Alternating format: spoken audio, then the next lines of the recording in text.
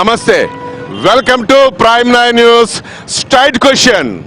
పశ్చిమ గోదావరి జిల్లా రాజకీయాలు వేరు. జనసేనాని ఈ రెండో సార్వత్రిక ఎన్నికల్లో ఏ పార్టీతో కలిసే సమస్య లేదు. ఆల్రెడీ ఇప్పటికే ఒకసారి టీడీపీతో కలిస్తే ఏం చేసిందో చూశారు. ఏ జనసేన పార్టీ ఏదైతే డిమాండ్స్ అడిగిందో అది టీడీపీ చేయలేదు కాబట్టే మళ్ళీ ఎన్నికల్లో తిరిగారని, ఎన్నికల్లో రంగంలోకి నేను వస్తున్నాను, నా సైనికుల్ని ప్రతి నియోజకవర్గంలో నిలబెట్టారని పవన్ కళ్యాణ్ ప్రతి మీటింగ్లో చెప్తూనే వస్తున్నారు. మరి ఈ నేపథ్యంలో తణుకు, పశ్చిమ గోదావరి జిల్లా తణుకు నియోజకవర్గంలో ఉన్నాం. తణుకు రాజకీయాలు పెట్టింది పేరు హేమిల్ని అసెంబ్లీకి పంపించారు. ఆ తర్వాత మరో ముఖ్యమైన విషయం ఏంటంటే భీమవరం నుంచి కూడా జనసేనాని రంగంలోకి దిగుతున్నారు. ఎప్పుడైతే పవన్ కళ్యాణ్ భీమవరం నుంచి నేను పోటీ చేస్తానని చెప్పేసరికి ఒక్కసారిగా ఉభయ గోదావరి జిల్లాలో రాజకీయ పరిణామాలు వేడెక్కాయి, ఊపందుకున్నాయి. ప్రత్యర్థి పార్టీలో కలవరం అప్పటికే మొదలైపోయింది. మరి ఈ నేపథ్యంలో తణుకు నుంచి ఒక యువకుడు, ఉత్సాహవంతుడు, ఒక కుర్రవాడికి ఏరి కోరి ప్రత్యర్థి పార్టీల గుండెల్లో దడబుట్టించే విధంగా రంగంలోకి దింపాడు. ఎందుకంటే జనసేనకు బలం యువత, జనసేనకు బలం యువకులు. అంతేకాదు ఆయన ఆశయాల్ని, సిద్ధాంతాలకు ఎవరు దగ్గరగా ఉన్నారో వాళ్ళు ఏరుకోరి మరీ సెలెక్ట్ చేసుకున్నారు పవన్ కళ్యాణ్ జనసేనాని. ఈ నేపథ్యంలో తణుకుకి పసుపులేపిటి వెంకటరామారావు గారు నిలిచబెట్టారు పీవీఆర్. ఆయన గతంలో వ్యాపార రంగంలో ఉన్నారు. తన వ్యాపారాన్ని వదిలిపెట్టి కోట్ల రూపాయల ఆదాయం వదిలిపెట్టేసి జనసేనకు ఆకర్షితులై పవన్ కళ్యాణ్ నచ్చిన అంశాలను తీసుకొని ఈ రంగంలోకి, రాజకీయ రంగంలో వచ్చేశారు. అయితే అవతల వైపు ప్రత్యర్థి పార్టీలు కూడా హేమిల్ రంగంలో దించాయి. ఈ ట్రయాంగిల్ ఫైట్ లో పీవీఆర్ ఎలా బయటకు వస్తారు? ఎంతో కాలంగా తణుకులో ఉన్నటువంటి సమస్యల్ని ఆయన ఎలాంటి మేనిఫెస్టోతో తణుకు ప్రజల్ని సాటిస్ఫై చేస్తారు? ఇవన్నీ ప్రైమ్ 9 న్యూస్ స్ట్రైట్ క్వశ్చన్ ద్వారా వారిని అడిగి మీకు అందిస్తుంది ఈ స్ట్రైట్ క్వశ్చన్. అందరు రెడీగా ఉన్నారా? గట్టిగా చెప్పండి. తణుకు బానే ఉందా? జనసేన స్ట్రాంగ్ గా ఉందా? పీవీఆర్ గారు బానే ఉన్నారా? అంటే అందంగా ఉన్నారని కాదు, కలుస్తున్నారా? కార్యకర్తలకు అందుబాటులో ఉన్నారా? పక్కన అడిగి మీ దగ్గర తెలుసుకుంటాను. రైటా? అదిగో పడిపోయింది సిగ్నల్. విజయోత్సవం. పీవీఆర్ గారు చెప్పండి. మీ కళలో చాలా కాన్ఫిడెన్స్ కనబడుతుంది. ఏంటి మీ బలం ఏంటి? పవన్ కళ్యాణ్ గారు యుద్ధం స్టార్ట్ చేసింది ఇప్పుడు కాదండి, 5 years బ్యాక్ స్టార్ట్ చేశారు. 5 years బ్యాక్ ఆ యుద్ధంలోకి నేను ప్రత్యక్షంగా 1 year బ్యాక్ వచ్చాను. ఇప్పుడు మీరు ఇందాక చెప్తున్నారు కదా వ్యూహం చాలా గట్టి వాళ్ళు ఉన్నారు అది ఇదని చెప్పి. యాక్చువల్గా వాళ్ళందరూ మా వ్యూహంలో ఉన్నారు. ఎందుకంటే మేము స్టార్ట్ చేసిన యుద్ధంలో నన్ను ప్రత్యక్షంగా పవన్ కళ్యాణ్ గారు సంవత్సరం క్రితం పంపించారు ఒక జన సైనికుడిగా. ఇప్పుడు ఆ యుద్ధం ఫైనల్గా ఈ 175 నియోజకవర్గాలు ఒక నియోజకవర్గం నుంచి ఒక దళాధిపతిగా నన్ను ఇప్పుడు పెట్టారు. సో ఇదంతా కూడా మేము పవన్ కళ్యాణ్ గారు వ్యూహం ప్రకారం, ఆయన యుద్ధ చరిత్ర ప్రకారం జరుగుతుంది మొత్తం అంతా కూడా. జై జనసేన, జై జనసేన, జై పీవీఆర్, జై పీవీఆర్, గాజుగాజు గుర్తుకే, గాజుగాజు గుర్తుకే. ఇది యాక్చువల్గా మా వ్యూహం ప్రకారం మేము పనిన వ్యూహంలో ప్రతిపక్షాలు పడ్డాయి. మా పవన్ కళ్యాణ్ గారు గత 5 సంవత్సరాల నుంచి ఏదైతే యుద్ధం చేస్తున్నారో, 1 సంవత్సరం నుంచి నన్ను ప్రత్యక్షంగా యుద్ధంలో ఎలా పంపారో, మా వ్యూహంలో మొత్తం ప్రతిపక్ష పార్టీలు పడడం వల్ల మీరు ఇందాక చెప్పినట్టు వాళ్ళు బలంగా లేరు. యాక్చువల్గా ఇప్పుడు వాళ్ళ పార్టీలన్నీ ఎలా ఉన్నాయంటే ఏం చేద్దామని చెప్పి డైలామాలో పడ్డారండి. ఎందుకంటే యాక్చువల్గా ఏంటంటే నా టార్గెట్ ఆల్రెడీ చాలామందికి చెప్పాను చాలా ఛానల్స్లో, వాళ్ళకి డిపాజిట్లు రాకుండా చేయడం అని చెప్పేసి. అయితే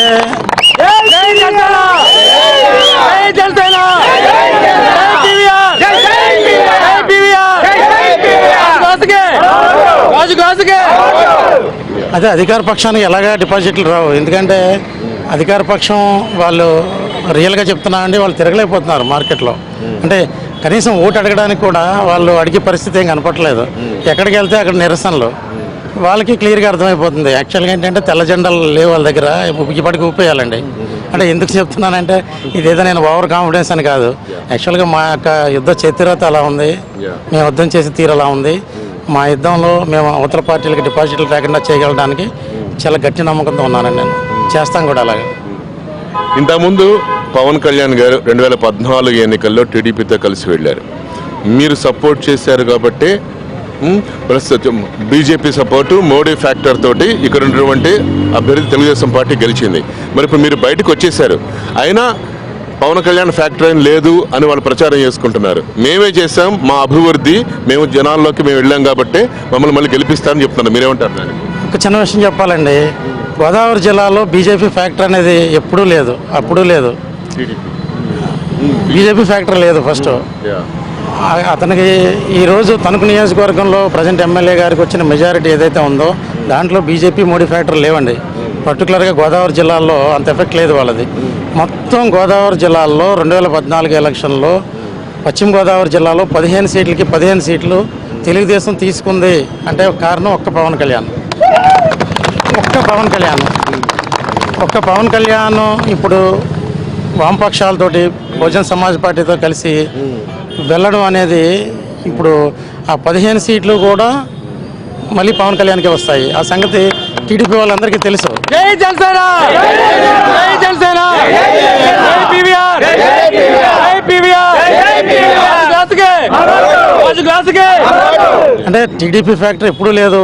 అలాగే మీరు అన్నట్టు బీజేపీ మోడీ ఫ్యాక్టర్ లేదు. 2014లో ఉన్న ఒకటే ఒక ఫ్యాక్టర్ పవన్ కళ్యాణ్. అదే పవన్ కళ్యాణ్ తోటి 15 సీట్లు సాధించినటువంటి టీడీపీ ఈరోజు 15 సీట్లు కోల్పోతే అది ఏం చేయాలి, పార్టీని మన జిల్లాలో ఎలా నిలబెట్టుకోవాలి అనేది ఒక ఫ్యాక్టరు. అలాగే తణుకులో నిజంగా ఛాలెంజ్ అండి, నేను ఛాలెంజ్ ఇస్తున్నాను గ్యారంటీగా.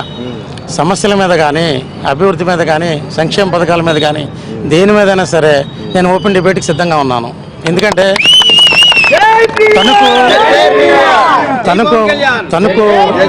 తణుకు నియోజకవర్గం యాక్చువల్గా మీరు చూడండి. ఇప్పుడు నేను తీసుకెళ్తాను మిమ్మల్ని, కరెక్ట్గా టైం అయింది.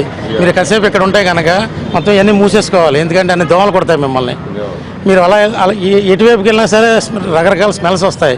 అదేంటంటే సరైన డ్రైనేజ్ సిస్టమ్ లేక ఎక్కడ నీళ్లు అక్కడే ఎవాబరేట్ అయిపోయే సిస్టము, ఆ దేవుడు కల్పించిన సిస్టమ్నే వాడుకుంటున్నాం ఇంకా ఎప్పటి నుంచో. అంటే మురికి నీరు కూడా బయటికి పోయి ఒక చోటకి వెళ్ళే సిస్టమ్ లేదు. అలాగే మీరు కొత్త అనుకుంటా వాటర్ ఇక్కడ తాగారనుకోండి, మీరు వరుస పెట్టి ఒక నెల రోజులు తాగితే కనుక మీకు ఏ కిడ్నీ సమస్య వస్తుంది.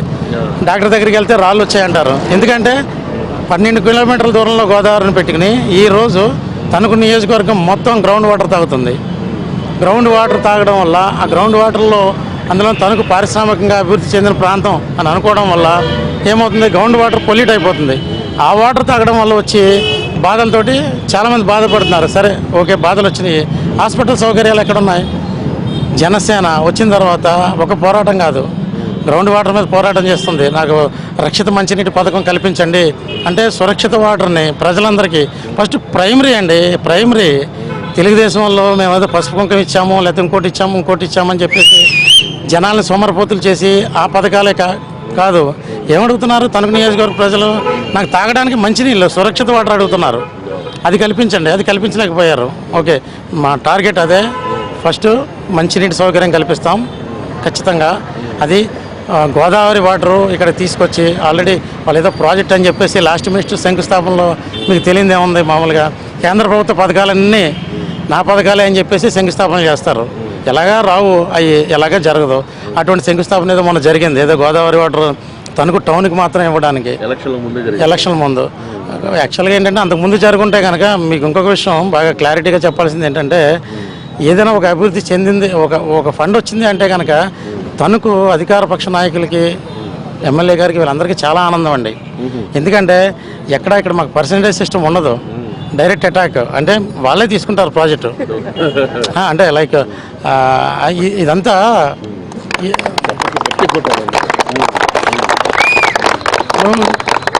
అంటే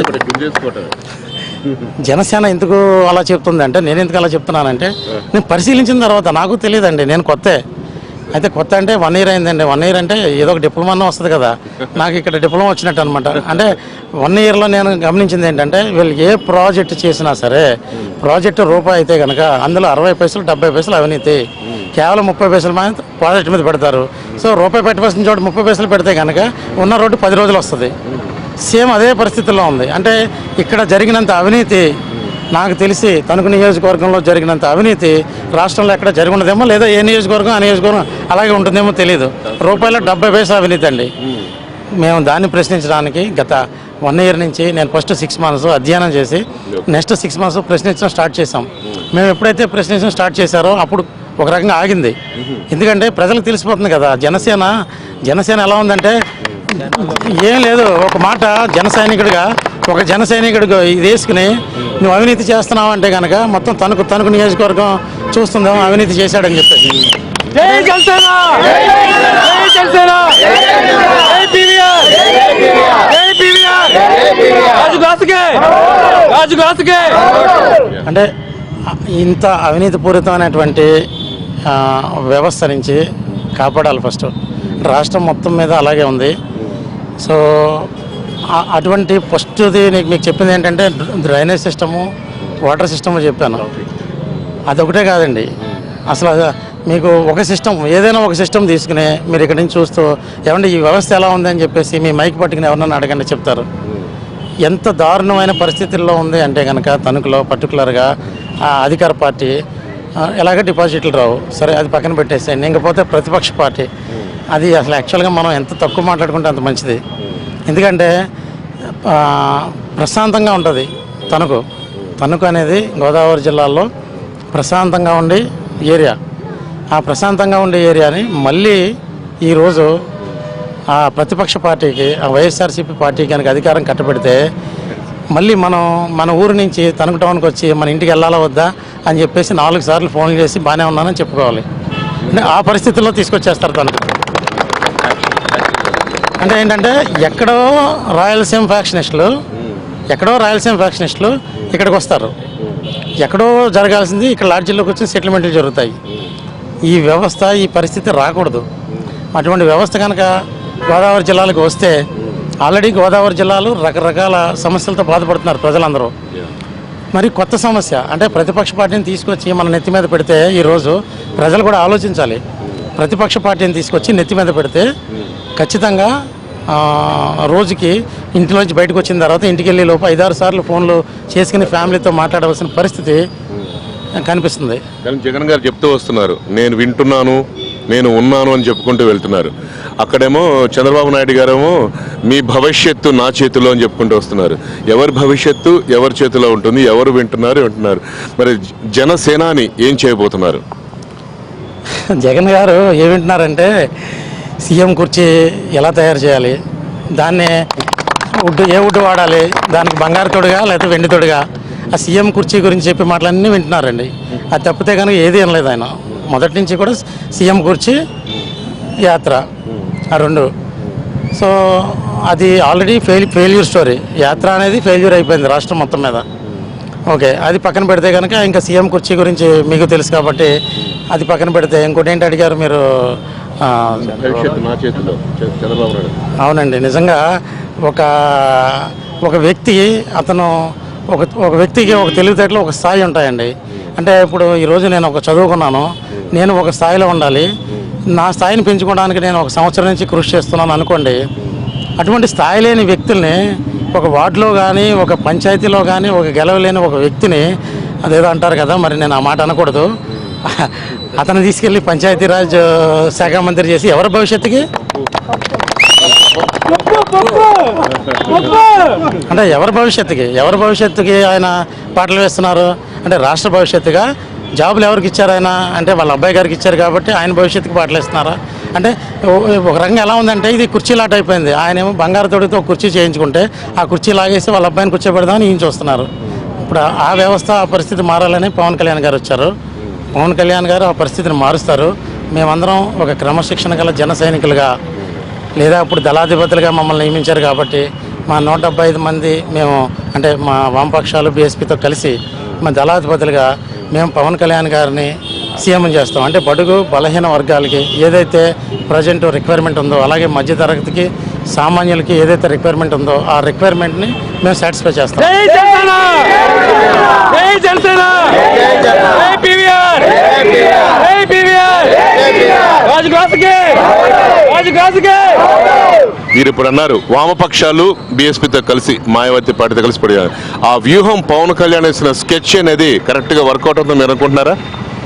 అండ్ ఒక విషయం, ఆ రోజు బీఎస్పీ తోటి నా లక్నో వెళ్ళి పొత్తు అనగానే నా దగ్గరికి కనీసం 200 నుంచి 300 మంది సోదరులు, దళిత సోదరులు వచ్చారు. అలాగే బీఎస్పీలో పనిచేసి ఇతర అందరూ సోదరులు, అన్ని వర్గాల సోదరులు వచ్చారు. వాళ్ళు ఎంత హ్యాపీగా ఫీల్ అయ్యారంటే బెహన్జీ మాయావతి గారిని ప్రధానమంత్రి చేయాలనేది వాళ్ళ కళ. ఇప్పుడు కాదండి, 20 సంవత్సరాల నుంచి. ఆ కళ సార్ ఆయన చెప్తున్నారు, నాతో చెప్పారు, ఆ కళ ఇప్పుడు సాకారం అవుతుంది అని. ఏంటండి మీ టార్గెట్ అని అడిగితే చెప్పాను నేను, ఇప్పటివరకు మాకున్న టార్గెట్ పవన్ కళ్యాణ్ గారిని సీఎం చేయాలి, కానీ మాకు 2వ టార్గెట్ వచ్చేసింది, బెహన్జీ మాయావతి గారిని ప్రధానమంత్రిని చేయాలి. సో అంటే మా యుద్ధం యొక్క పరిధి పెరిగింది, మేము పరిధిని పెంచాం. ఖచ్చితంగా సాధించి తీరుతాం. ఖచ్చితంగా ఈ బీఎస్పీ సోదరులతోటి, వామపక్షాల కామ్రేడ్స్ తోటి అందరితోటి కలిసి వెళ్ళి మాయావతి గారిని ప్రధానమంత్రి కింద, పవన్ కళ్యాణ్ గారిని ముఖ్యమంత్రి కింద మీరు తొందరలోనే మే 23 సాయంత్రం మీరు మళ్ళీ అడగండి నన్ను. ఇప్పుడు అత్యంత ముఖ్యమైనటువంటి ఒక ప్రశ్న ఇవాళే ఇప్పుడు తెలిసిపోయింది. ఎవరు? పవన్ కళ్యాణ్ గారు భీమవరం నుంచి పోటీ చేస్తున్నారు. సంతోషంగా ఉందా అందరికీ? హ్యాపీనా? భీమవరం ఇక్కడికే వచ్చేసారు. మరి భీమవరం రావడంతో ఒక్కసారిగా రాజకీయ సమీకరణాలు మొత్తం మారిపోయినాయి. ఇప్పుడు వాళ్ళు ఇప్పటి వరకు ఉన్నటువంటి వ్యూహాలు, ఎత్తులు, స్కెచ్లు ఏం చేసుకోవాలి, వీటన్నిటిలో అన్ని మార్పులు చేర్పులు చేసుకునే పరిస్థితి వచ్చేసింది. అందుకనే ముందే మీరు చెప్పేశారు డిపాజిట్లు కూడా రావు ప్రతిపక్షాలకు అని చెప్పేస్తున్నారు. భీమవరం వచ్చి పోటీ చేయడం అనేది ఎలా ఉండబోతోంది? పవన్ కళ్యాణ్ స్ట్రెంగ్త్ అనేది ఎలా చూపించబోతున్నారు జన సైనికులందరూ? మీకు ఇందాక చెప్పానండి, యాక్చువల్గా మేము గోదావరి జిల్లాలు అని చెప్పేసి, ఈరోజు మా గోదావరి జిల్లాల అదృష్టం ఏంటంటే, పర్టికులర్గా పశ్చిమ గోదావరి జిల్లా ప్రజలు ఆ 15 నియోజకవర్గాల అదృష్టం ఏంటంటే పవన్ కళ్యాణ్ గారు భీమవరం నుంచి పోటీ చేయడం. ఈరోజు నాకు పర్టికులర్గా సపోజ్ నాకు ఎంత బలం వచ్చిందంటే ఆ వార్త మార్నింగ్ నాకు విన్న తర్వాత, యాక్చువల్గా అదే మూమెంట్లో అదే సంతోషంతో ఉన్నాం ఇప్పటి వరకు. ఎందుకంటే పవన్ కళ్యాణ్ గారు భీమవరం నుంచి ఎప్పుడైతే పోటీ చేశారో, అప్పుడు లాస్ట్ టైం ఎలాగైతే 15 నియోజకవర్గాలు టీడీపీకి వచ్చినాయో పవన్ కళ్యాణ్ గారి వల్ల, సేమ్ ఇప్పుడు పవన్ కళ్యాణ్ గారి వల్ల 15 నియోజకవర్గాలు ఆయన మళ్ళీ భీమవరం నుంచి పోటీ చేయడం వల్ల 15 నియోజకవర్గాలు మా ఖాతాలోకి వచ్చేస్తాయి. అది డ్యామ్ షూర్ అండి. అది దానికి ఏం తిరగలేదు. అందువల్ల నేనే కాదు, మా తణుకే కాదు, పశ్చిమ గోదావరి జిల్లా జన సైనికులు మొత్తం చాలా ఉత్సాహంగా ఉన్నారు. పవన్ కళ్యాణ్ గారు భీమవరంలో నామినేషన్ వేయటం గురించి కూడా మేము వెయిట్ చేస్తున్నాం. సో అదొక పండగలా కూడా మేము చూసుకుందాం అనుకుంటున్నాం.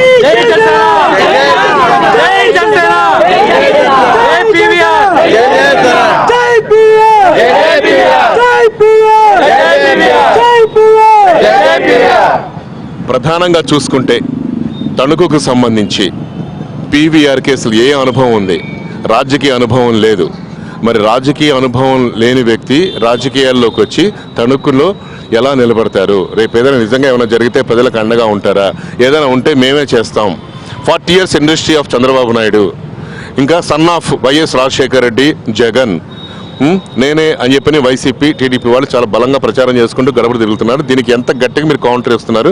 మీరు ఎలా నిలబడతారు తణుకు ప్రజలకి మీరు చెప్పండి. నాకు ఇప్పటికీ డౌట్ అండి మీ క్వశ్చన్ బట్టి. రాజకీయ అనుభవం 2 వర్గాలకు అవసరం లేదని మీ ఉద్దేశం? అంటే దళిత బలహీన వర్గాలకి లేదా 2 వర్గాలు కాకుండా మిగతా వర్గాలకు మాత్రమే రాజకీయ అనుభవం కావాలా? మన పంచాయతీరాజ్ శాఖ మంత్రి కింద మన నెత్తి మీద ఇంతకాలం పరిపాలించినటువంటి ఆయనకి ఏ రాజకీయ అనుభవం ఉంది? ఇంకొకటండి, నేను 1 year నుంచి నియోజకవర్గం మొత్తం తిరుగుతూ 2 సార్లు కవర్ చేసి సమస్యలు ఏమున్నాయి, ఆ సమస్యను ఎలా పరిష్కరించాలి అనేది ఒక స్క్రిప్ట్, ఒక డ్రాఫ్ట్ తయారు చేసి పవన్ కళ్యాణ్ గారికి పంపి, అదిగో ఆఫీస్లో పెట్టి మీలాంటి వాళ్ళు వస్తే చూపించి, అంటే సంవత్సరం నుంచి మొత్తం బిజినెస్లు మానేసి ఇక్కడ ఉన్నటువంటి జన సైనికులు వాళ్ళ ఉద్యోగాలకు రిజైన్ చేసి వచ్చేసి, అంటే ఇప్పుడు రాజకీయం అంటే ఏంటండి, ప్రజల సమస్యలను చూసుకోవడం, అంటే పరిపాలించడమే కదా, ప్రజల సమస్యను పరిష్కరించడం. అంటే ఒక పంచాయతీరాజ్ శాఖ మంత్రికి ఎటువంటి రాజకీయ అనుభవం లేకుండా డైరెక్ట్గా తీసుకెళ్ళి కిరీటం పెట్టేయచ్చు. అంటే నాకు రాజకీయ అనుభవం లేదని చెప్పేసి, అంటే నేను మిమ్మల్ని అడగట్లేదు, నేను ప్రశ్న చేస్తున్నాను, ప్రతిపక్షాలను అడుగుతున్నాను. మాకు కావలసినటువంటి ఏదైతే పాలిటిక్స్ అంటే కొత్త రాజకీయం, నాకు కొత్త రాజకీయ అనుభవం ఉందండి, రాజకీయ అనుభవం కాదు. ఏదైతే పవన్ కళ్యాణ్ గారు కొత్త రాజకీయాన్ని సృష్టిస్తానని చెప్తున్నారు, అదే కొత్త రాజకీయ అనుభవం నాకు ఉంది. ఆ అనుభవంలో నేను ఆరితేరాను రాజకీయంలో, అది కొత్త రాజకీయంలో. అంతేగాని మీరు అనుకున్న రాజకీయంలో నాకు అసలు అనుభవం లేదండి. అలాంటి అసలు వద్దనే వద్దు కూడా. సో నీతి నిజాయితీతోనే ఈ తెనుకు ప్రజల మనసు ఆకట్టుకోబోతున్నారు ఈసారి మీరు. 100% అండి, 100%. అసలు మీరు ఆ ప్రశ్న వేయక్కర్లేదు, ప్రజలందరికీ తెలుసు. బ్లడ్ అంతా అదే ఉంది. జై జనసేన, జై జనసేన, జై పీవీఆర్, జై పీవీఆర్. చివరిసారిగా తణుకు ప్రజలు పీవీఆర్ గారికే ఎందుకు ఓటు వేయాలి? మీ మేనిఫెస్టో ఏంటి? మీరు ఏం చేయబోతున్నారు తణుకు ప్రజలకి?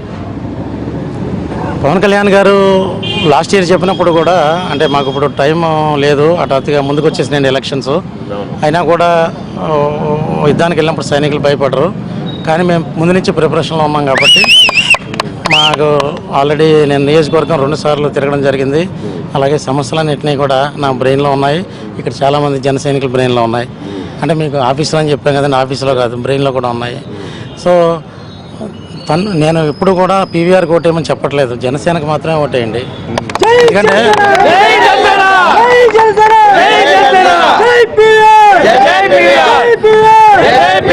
టికెట్ రానప్పుడు కూడా చెప్పింది నేను, కానీ మా జన సైనికుల్లో చాలామంది ఆస్పిరెంట్స్ చెప్పింది ఏంటంటే 175 నియోజకవర్గాల్లో ఎవరు పోటీ చేస్తున్నారంటే పవన్ కళ్యాణ్ చేస్తున్నారు.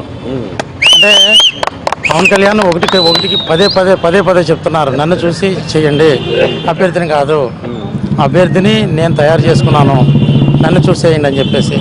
సో తణుకు నియోజకవర్గ ప్రజలందరికీ నేను విజ్ఞప్తి చేస్తున్నాను ఏంటంటే, నేను కేవలం దళాధిపతిని, మా రాజుని చూసే ఓటేయాలి.